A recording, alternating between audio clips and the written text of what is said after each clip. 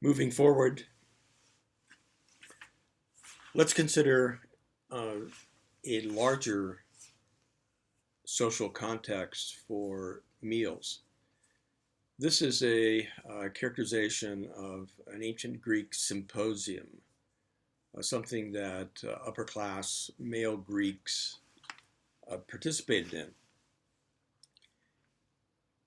Most often, these married men, would not invite their wives, but would invite a professional courtesan. And these were generally banquets. You can see them reclining at this table. It's a meal. There's feasting. It's also like a drinking party. The ladies were skilled in music. Sometimes they had other skills, but essentially one expected these men to have sex with these ladies that accompanied them in this Greek symposium. So that's a part of the background of this ancient practice of meals. Here's another characterization of it, a festive event. Again, it also heightens the importance of androcentric or male power in the ancient society. This is a party that, again, was to satisfy and entertain males. But again, at the same time, it is highlighting or accentuating male privilege, especially elite males. I would suggest this is not a peasant home, typical peasant home in the ancient Mediterranean world. We've already mentioned that there's open and closed commensality, or open and closed table fellowship. This too is an important feature of this ritual practice. Commensality refers to receiving benefits from another. So one of the motivations for dining or banqueting or having a meal with someone was not just fellowship, but there was expected to be some exchange, some benefit, either financial, material, and social benefit by accepting invitation or by inviting someone to dine with you.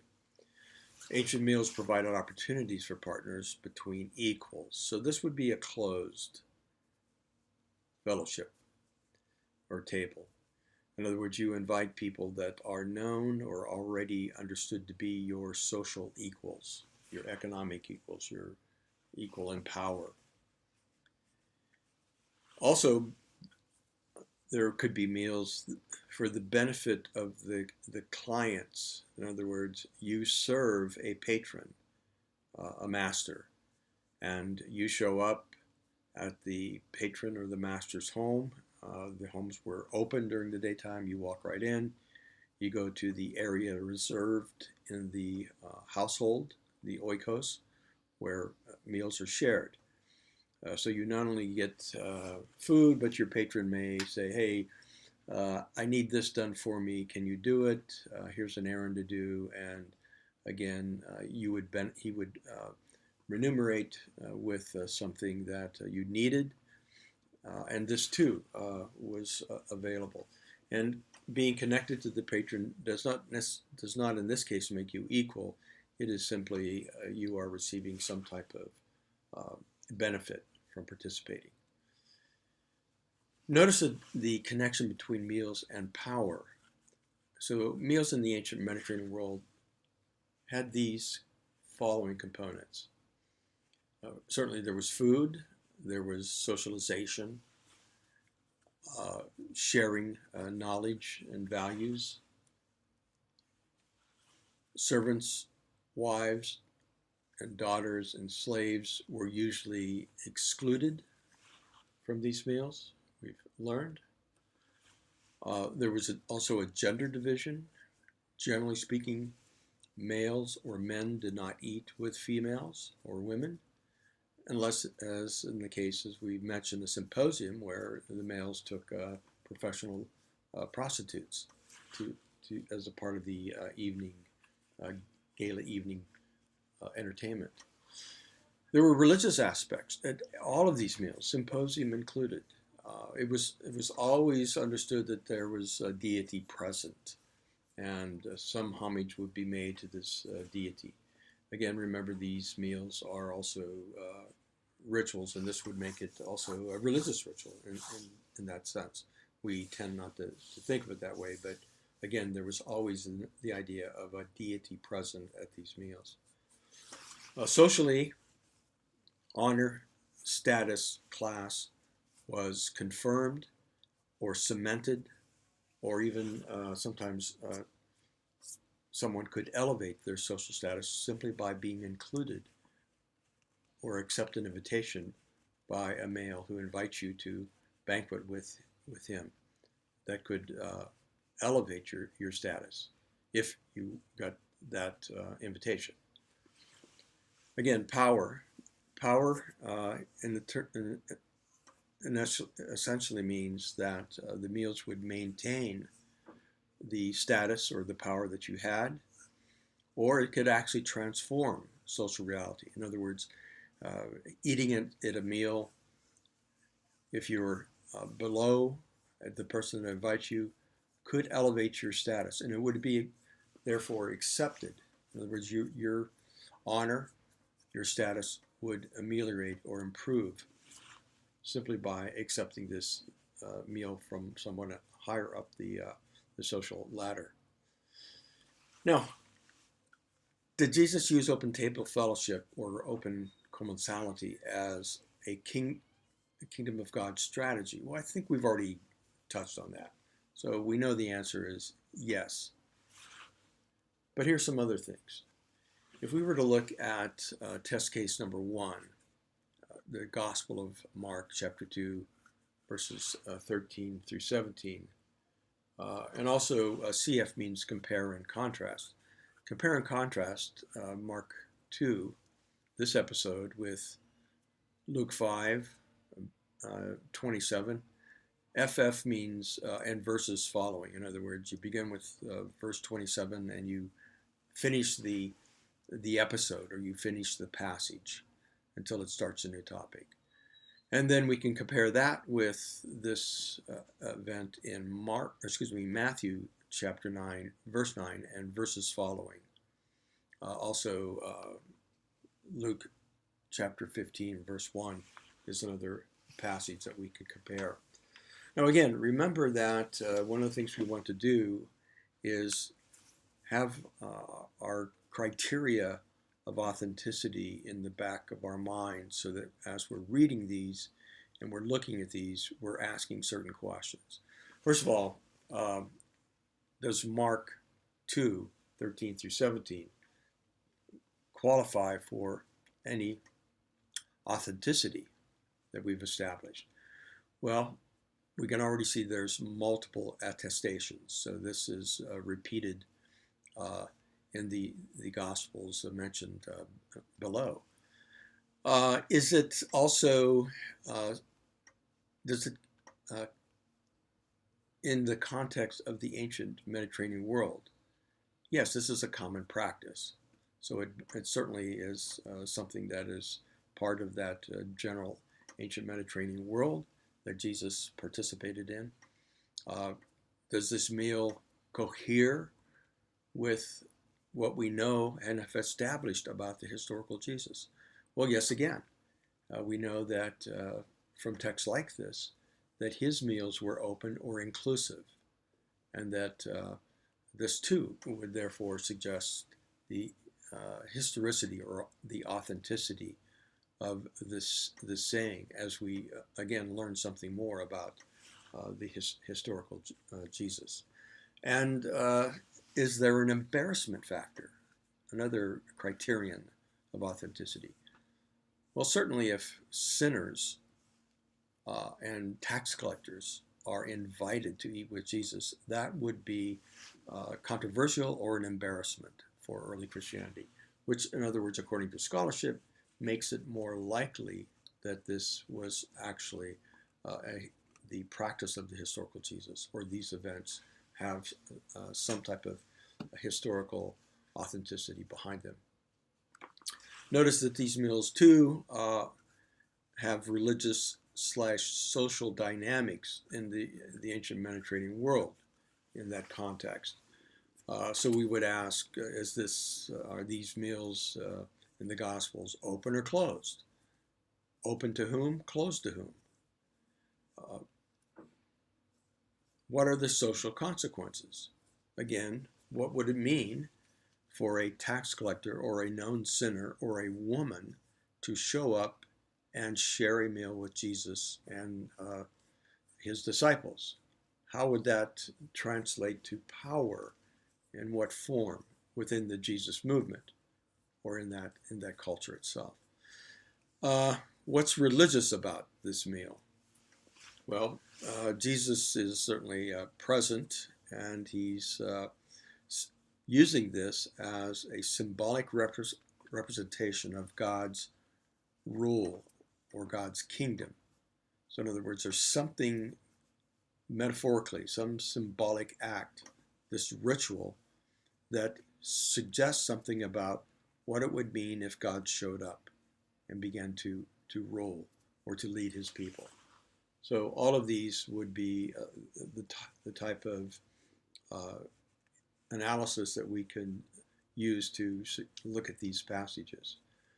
Do we see any evidence of the gospel writers, Mark, Luke, Matthew in this case, redacting, editing?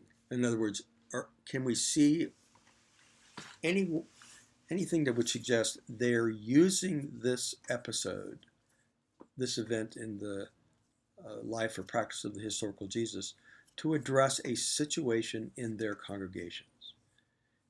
Is there something within these passages? Is it something that comes before?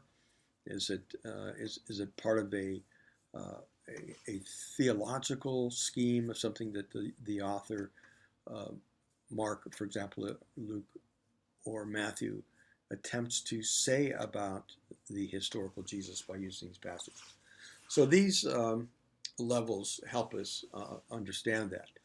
Now this, again, we can transition to part of the dynamics of open commensality or open table fellowship for the historical Jesus. We know, again, that the text makes it clear women were included. And again, this would be controversial, a social embarrassment, and it would suggest somehow in that culture that women were valued, women were to be considered equal with men. It would challenge patriarchy or chirarchy, the other term that we're using. So let's look at some of this.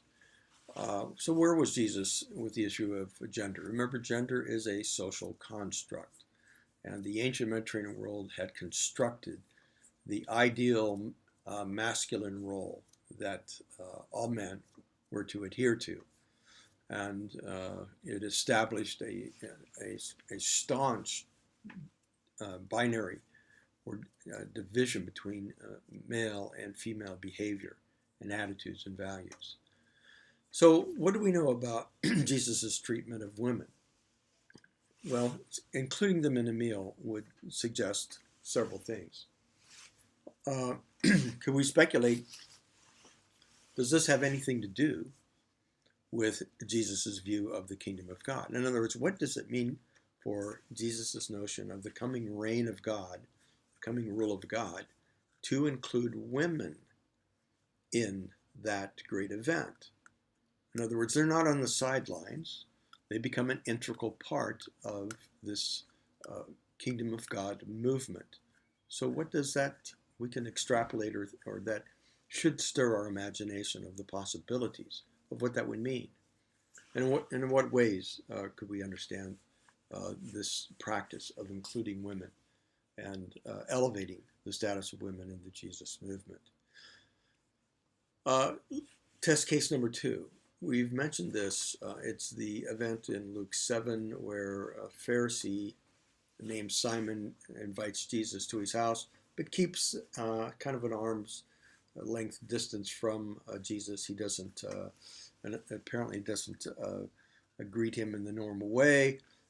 Yet a woman from the streets with her hair down, a sinner, called a sinner, possibly and most likely a prostitute, comes in. The whole party blows up. We picture the Pharisees huddled in the corner, getting as far away from her as possible.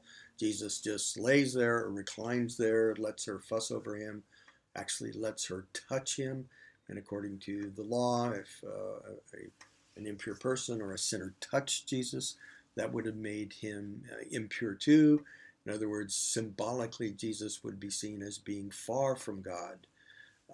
But the whole episode turns around where he acknowledges her, notes that her sins are forgiven, and he actually starts to talk as if he is God, which again offends the Pharisees. So we know that Jesus included women.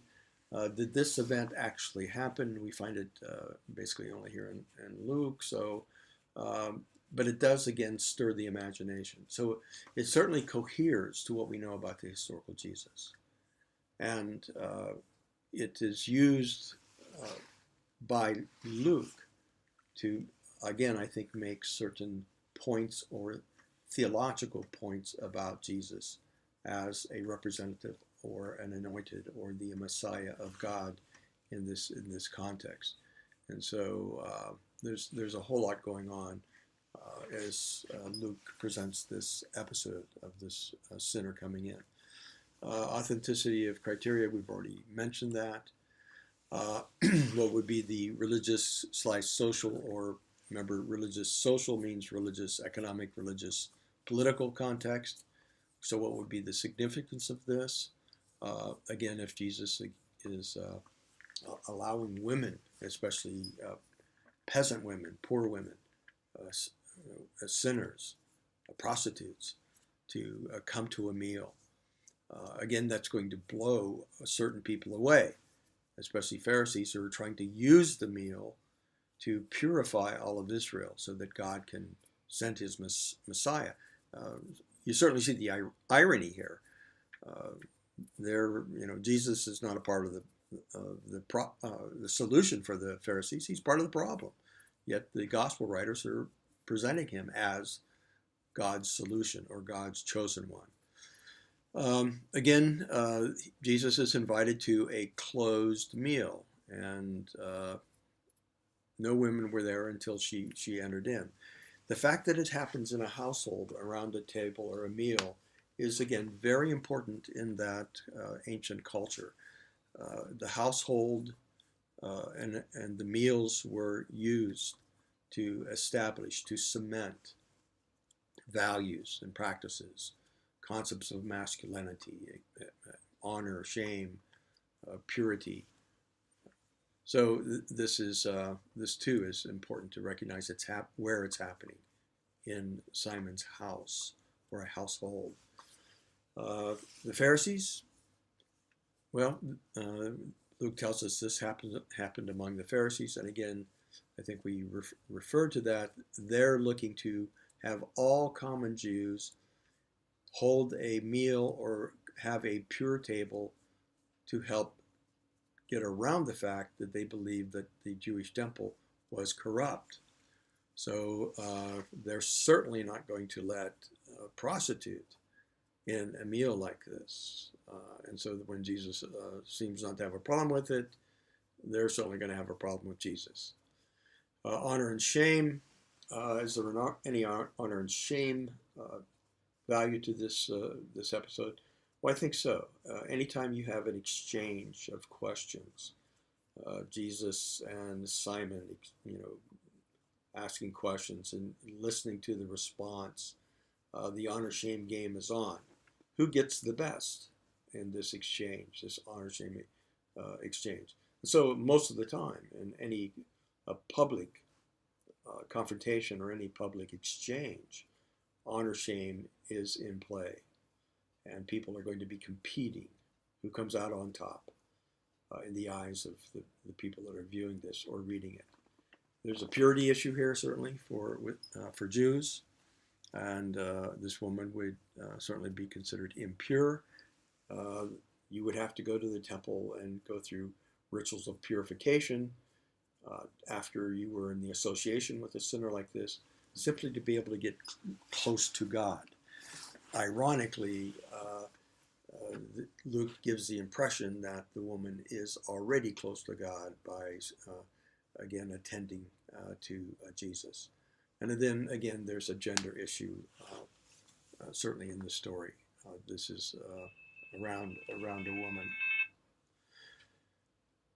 All right, let's continue. So we're trying to construct Jesus's practice or attitudes towards gender, marriage, and power.